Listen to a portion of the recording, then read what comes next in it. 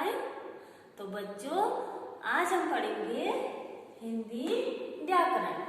क्या पढ़ेंगे? हिंदी व्याकरण।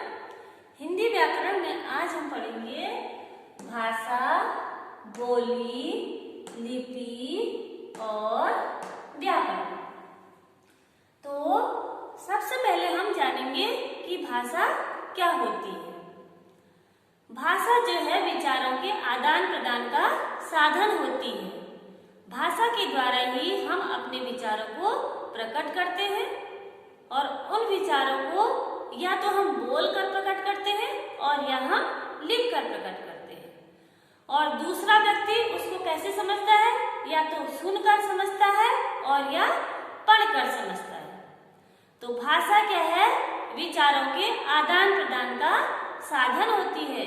भाषा जो है विचारों के विनिमय का साधन होती है। अब हम भाषा की परिभाषा पढ़ेंगे। भाषा वह साधन है जिसके द्वारा हम अपने भावों और विचारों का आदान प्रदान करते हैं। तो हमने क्या पढ़ा कि भाषा के द्वारा हम अपने मन के भावों और विचारों का आदान प्रदान करते हैं, एक दूसरे तक पहुंचाते हैं। या तो हम लिखकर पहुंचाते हैं और या हम उन विचारों को बोलकर पहुंचाते हैं। और दूसरा व्यक्ति उन्हीं विचारों को या तो सुनकर उसका उत्तर देता है और या लिखकर उसका उत्तर देता है। तो उसे क्या कहते हैं? भाषा कहते हैं। अब हम पढ़ेंगे भाषा के रूप। अब हम क्या पढ़ेंगे? भाषा के रूप। भाषा के दो रूप होते हैं। कितने रूप होते हैं? दो रूप होते हैं। कौन कौन से? मौखिक भाषा और लिखित भाषा। कौन सी भाषा? मौखिक भाषा और लिखित भाषा। जब हम अपने भावों और विचारों को बोलकर प्रकट करते हैं तो वो कहलाती है मौखिक भाषा। और जब हम अपने विचारों को लिखकर प्रकट करते हैं तो वो कौन सी भाषा होती है? वो लिखित भाषा होती है। जैसे अभी मैं बोल रही हूं और आप इसको सुन रहे हैं, तो ये कौन सी भाषा होती है? मौखिक भाषा। और जो ये लिखा हुआ है ये कौन सी भाषा है? ये लिखित भाषा है। हम इसको कैसे समझेंगे? हम इसको पढ़कर समझ रहे हैं। और जो हम बोल रहे हैं उसको आप कैसे समझ रहे हो? सुनकर समझ रहे हो। तो वो क्या होती है? मौखिक भाषा और ये लिखित भाषा। अब हम इसको कुछ उदाहरणों के द्वारा समझेंगे। मौखिक भाषा जैसे बातचीत, आपस में बात करना, और जैसे कहानी सुनाना और रेडियो सुनते हैं ना, और टेलीफोन पर जब हम बात करते हैं तो वो कौन सी भाषा होती है? मौखिक भाषा। और जो ये आपकी किताब है ये क्या है? ये लिखित भाषा है। इसमें जो भी लिखा हुआ है हम इसको कैसे समझेंगे? पढ़कर समझेंगे। तो ये कौन सी भाषा है? ये लिखित भाषा। जैसे किताब, जैसे अखबार, जैसे पत्र। ये क्या होगी? लिखित भाषा। और ये क्या होगी? मौखिक भाषा। तो हमने पढ़ा कि भाषा के द्वारा हम अपने भावों और विचारों का आदान प्रदान करते हैं। उन विचारों को या तो हम बोलकर प्रकट करते हैं और या हम लिखकर प्रकट करते हैं। भाषा के दो रूप होते हैं, मौखिक और जब हम अपनी बात को बोलकर प्रकट करते हैं तो वो कहलाती है मौखिक भाषा।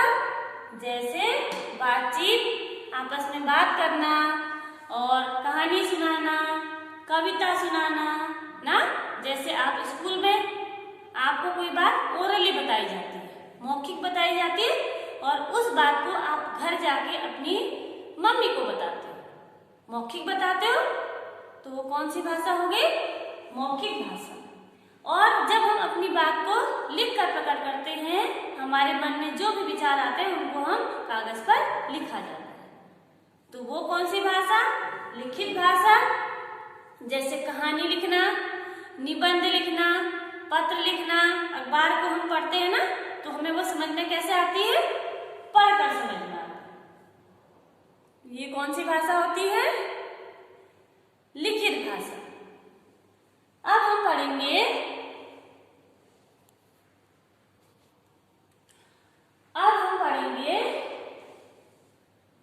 राजभाषा।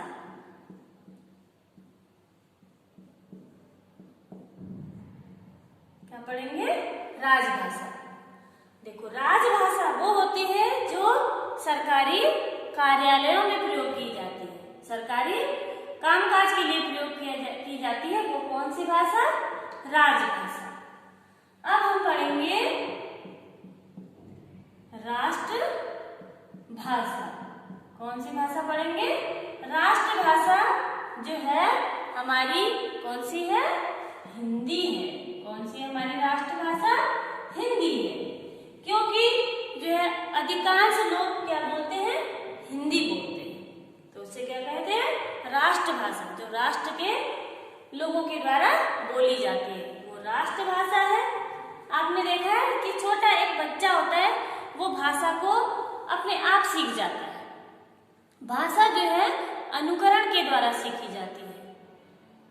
छोटा बच्चा अपने माँ को बोलते हुए देखता है ना, जब उसकी माँ बोलती है तो वो उसका अनुकरण करता है, उसको सुनकर शब्दों को बोलने लगता है।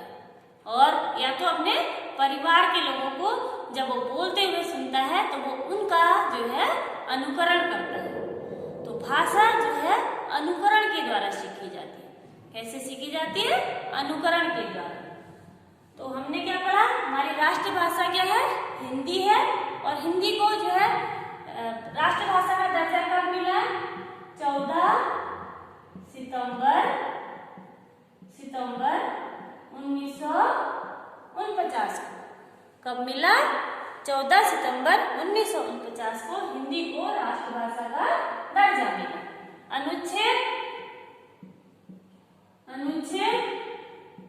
343 के तहत। कौन सा अनुच्छेद? अनुच्छेद 343 के तहत 14 सितंबर 1949 को हिंदी को जो है राष्ट्रभाषा का दर्जा दिया गया। और आपको पता है कि हम हिंदी दिवस कब मनाते हैं? कब मनाते हैं? 14 सितंबर को। कब मनाते हैं? 14 सितंबर। हर वर्ष 14 सितंबर को हिंदी दिवस मनाया जाता है। अब हम पढ़ेंगे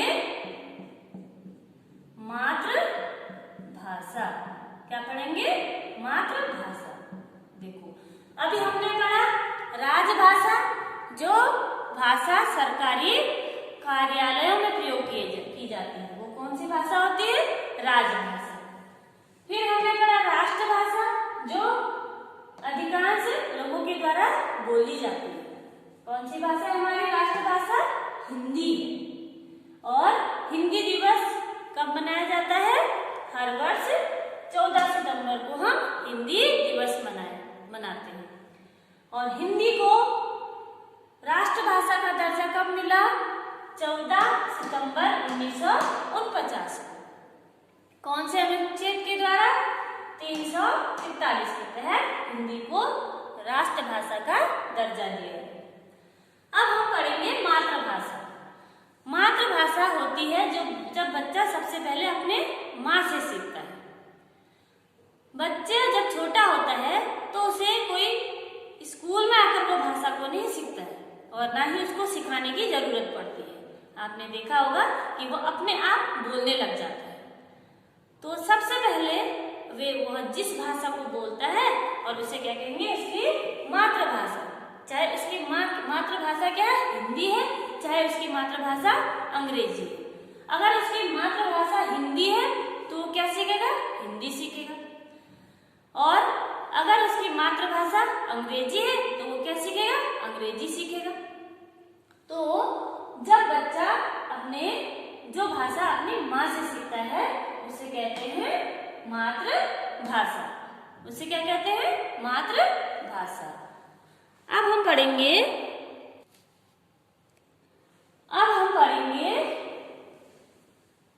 बोली। क्या पढ़ेंगे, बोली। बोली जो है एक निश्चित क्षेत्र में बोली जाती है, एक सीमित क्षेत्र में बोली जाती है, उसे क्या कहेंगे, बोली कहा जाता है। ठीक है, जो एक सीमित क्षेत्र में बोली जाती है। जैसे हम उत्तराखंड में रहते हैं, उत्तराखंड में 2 मंडल है ना, तो हम कुमाऊं में रहते हैं तो हम कौन सी बोली बोलने लग जाते हैं, कुमाऊनी बोलते हैं। और जो गढ़वाल में रहते हैं तो वो कौन सी बोली बोलते हैं, गढ़वाली बोलते हैं। तो इसे क्या कहेंगे, बोली कहेंगे। जो भाषा एक सीमित क्षेत्र में बोली जाती है उसे क्या कहेंगे, बोली कहेंगे। तो हमने पढ़ा भाषा, पढ़ा हमने बोली पढ़ा। अब हम क्या पढ़ेंगे, लिपि क्या होती है। क्या पढ़ेंगे, लिपि। भाषा को लिखने का ढंग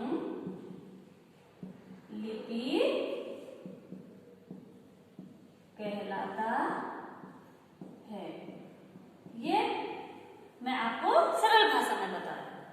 ठीक है, भाषा को लिखने का ढंग लिपि कहलाता है। जो हमारे मुंह से ध्वनि निकलती है ना, जो हमारे मुंह से आवाज निकलती है, हम उस आवाज को कुछ चिन्हों के द्वारा लिखते हैं ना। जब हम अपनी आवाज को कुछ चिन्हों के द्वारा लिखते हैं तो उसे क्या कहेंगे, लिपि कहेंगे।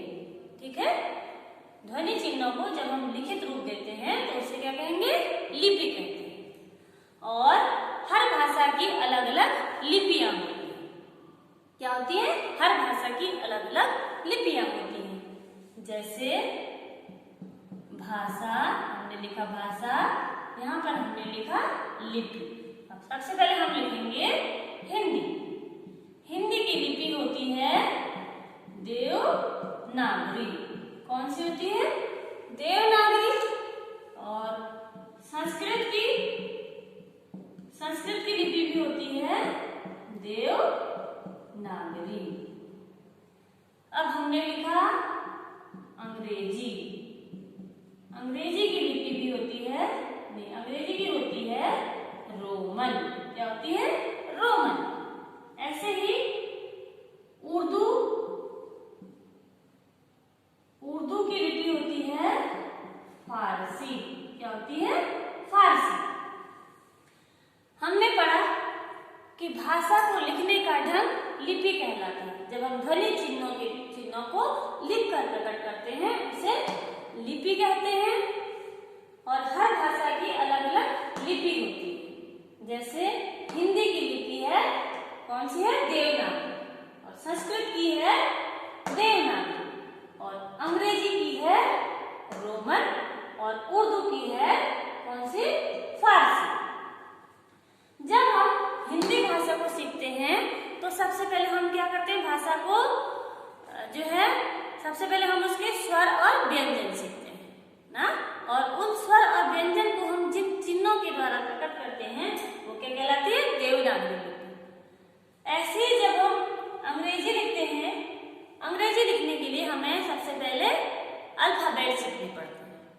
तो उन चिन्हों को हम जिस लिपि के द्वारा लिखते हैं उसे क्या कहते हैं, रोमन। इसी तरह से उर्दू की भी लिपि जो है फारसी होती है। कौन सी, फारसी। इसलिए मैंने आपको बताया कि हर भाषा की अपनी अपनी लिपियां होती हैं। अब हम पढ़ेंगे व्याकरण। व्याकरण हमारा टॉपिक है। व्याकरण में हम पढ़ेंगे, सबसे पहले हम इसकी परिभाषा पढ़ेंगे। व्याकरण के द्वारा हम भाषा को शुद्ध रूप में बोलना, लिखना और पढ़ना सीखते हैं। तो हमने इसकी परिभाषा लिखी। व्याकरण के द्वारा हम भाषा को शुद्ध रूप में बोलना, लिखना और पढ़ना सीखते हैं। तो व्याकरण के द्वारा हमें भाषा की शुद्धता का ज्ञान होता है। व्याकरण के द्वारा ही हम कोई भी सेंटेंस हो, वाक्य हो, उसको शुद्ध रूप में लिखना सीख जाते हैं। तो व्याकरण के द्वारा हम भाषा को शुद्ध रूप में लिखना, पढ़ना और बोलना सीखते हैं। अब हम पढ़ेंगे व्याकरण के भेद। क्या पढ़ेंगे? व्याकरण के भेद। व्याकरण के 3 भेद होते हैं। कितने भेद होते हैं? 3 भेद होते हैं। वर्ण विचार, दूसरा है शब्द विचार, फिर है वाक्य विचार। क्या है? वाक्य विचार। व्याकरण समझ में आया ना कि जिस शास्त्र के द्वारा हम भाषा को शुद्ध रूप में लिखना, बोलना और पढ़ना सीखते हैं, उसे व्याकरण कहते हैं। व्याकरण के 3 अंग होते हैं, वर्ण विचार, शब्द विचार और वाक्य विचार। कितने अंग होते हैं? 3 अंग होते हैं, वर्ण विचार, शब्द विचार और वाक्य विचार। तो वर्ण क्या होता है? भाषा की सबसे छोटी इकाई को क्या कहते हैं? वर्ण कहते हैं। किसे कहते हैं? भाषा की सबसे छोटी इकाई वर्ण कहलाती है। और वर्ण जो है स्वर और व्यंजन से मिलकर बनता है। अब देखो स्वर क्या होते हैं? स्वर ओ, आ, छोटी ई, बड़ी ई करके हम सीखते हैं ना, ऐसे जब हम सीखते हैं ये क्या कहलाते हैं? स्वर। और व्यंजन को, खो, गो। इस तरह से जब हम व्यंजन, स्वर और व्यंजन से मिलकर क्या बनता है? वर्ण बनता है। भाषा की सबसे छोटी इकाई क्या होती है? वर्ण होती है। और वर्णों से मिलकर क्या बनता है? शब्द बनता है। अब हम इससे शब्द बनाएंगे, जैसे क, म, लो। हमने स्वर और व्यंजन से मिलकर क्या बना दिया? वर्णों से मिलकर हमने क्या बना दिया? कमल। ठीक है। उसके बाद आता है वाक्य विचार। वर्णों से शब्द बनेगा और शब्द से क्या बनेगा? वाक्य बनेगा। जैसे राम घर जाता है। इसको हम कैसे भी लिख सकते हैं कि राम बाजार जाता है। किस तरह से भी हम लिख सकते हैं उसको। तो अगर ये सेंटेंस ऐसे लिखा होता कि घर जाता है राम, तो हमको पता चल गया कि ये सेंटेंस कैसा है? गलत है ना। ये आगे पीछे लिखा हुआ है, ये गलत है। और जब हमको व्याकरण का ज्ञान है तो हमने इसको क्या कर दिया? शुद्ध कर दिया, सही रूप में लिख दिया। तो राम क्या है? इसमें करता है, और घर क्या है? कर्म है, और जाता है क्या है? क्रिया। तो वाक्य विचार क्या है? वाक्य बनाना। ठीक है। वाक्य को शुद्ध रूप में लिखना। वर्ण विचार, स्वर और व्यंजन से मिलकर वर्ण बनता है। और वर्ण भाषा की सबसे छोटी इकाई होती है। और वर्ण से क्या बना? शब्द बना। और शब्द से क्या बना? वाक्य बना। एक बार हम फिर से दोहराते हैं। सबसे पहले हमने पढ़ा भाषा भावों और विचारों को प्रकट करते हैं। उन भावों और विचारों को हम बोलकर भी प्रकट कर सकते हैं और लिखकर भी प्रकट कर सकते हैं। और दूसरा व्यक्ति उन भावों और विचारों को या तो सुनकर उसका उत्तर देता है और या लिखकर उसका उत्तर देता है। फिर हमने पढ़ा कि भाषा के दो रूप होते हैं, मौखिक भाषा और लिखित भाषा। मौखिक भाषा जब हम बोलकर कुछ भी बात बताते हैं तो मौखिक भाषा, और जब हम लिखकर अपनी बात बताते हैं तो वो लिखित भाषा। जैसे मौखिक भाषा टेलीफोन पर बात करना, रेडियो सुनना, आपस में बातचीत करना, ये सब क्या होता है? मौखिक भाषा। और लिखित भाषा कहानी लिखना, पत्र लिखना, और ये जो लिखा हुआ है ये लिखित भाषा है। फिर हमने पढ़ा मातृभाषा, जो हम अपनी माँ से सीखते हैं, वो क्या होती है? मातृभाषा। जो बच्चा सबसे पहले अपनी माँ से जो सीखता है वो कहलाती है मातृभाषा। और हमारी राष्ट्रभाषा क्या है? हिंदी है। और हिंदी की लिपि क्या होती है? देवनागरी होती है। और हमारे संविधान में 22 भाषाओं को मान्यता दी गई है। और हिंदी को राष्ट्रभाषा का दर्जा मिला 14 सितंबर 1949 को। और कौन से अनुच्छेद के द्वारा? अनुच्छेद 343 के द्वारा हिंदी को राष्ट्रभाषा का दर्जा मिला। और हम हर वर्ष 14 सितंबर को जो है हिंदी दिवस मनाते हैं। फिर हमने पढ़ा बोली क्या होती है। बोली जो है एक सीमित क्षेत्र में बोली जाती है, उसे बोली कहते हैं। फिर हमने पढ़ा लिपि क्या होती है। भाषा को लिखने का ढंग जो है लिपि कहलाता है।